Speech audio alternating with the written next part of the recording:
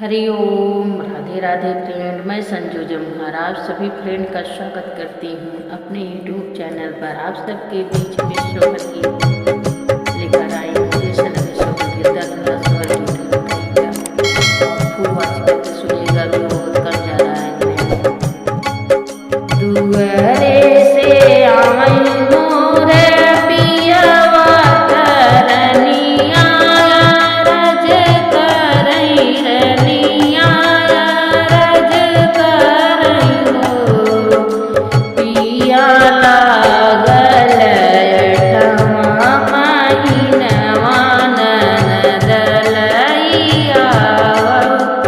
ननदलैया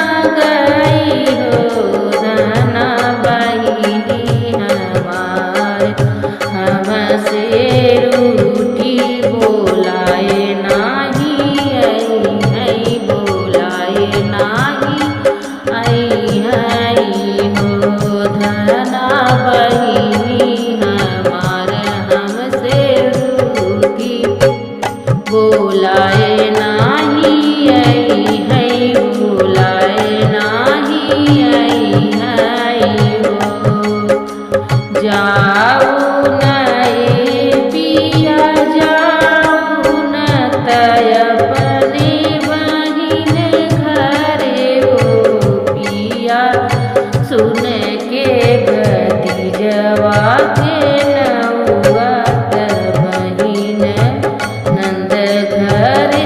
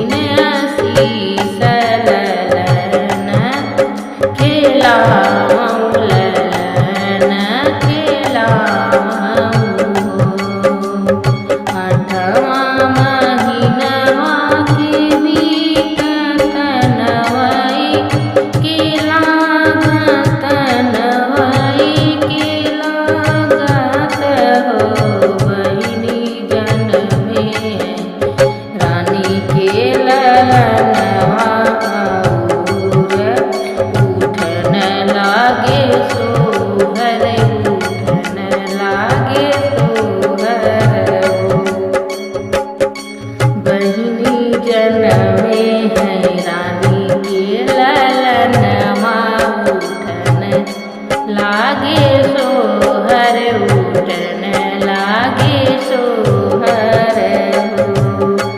अरे अरे हमारी दीनौआ बचन मोरी मानो, बचन मोरी मानो हो।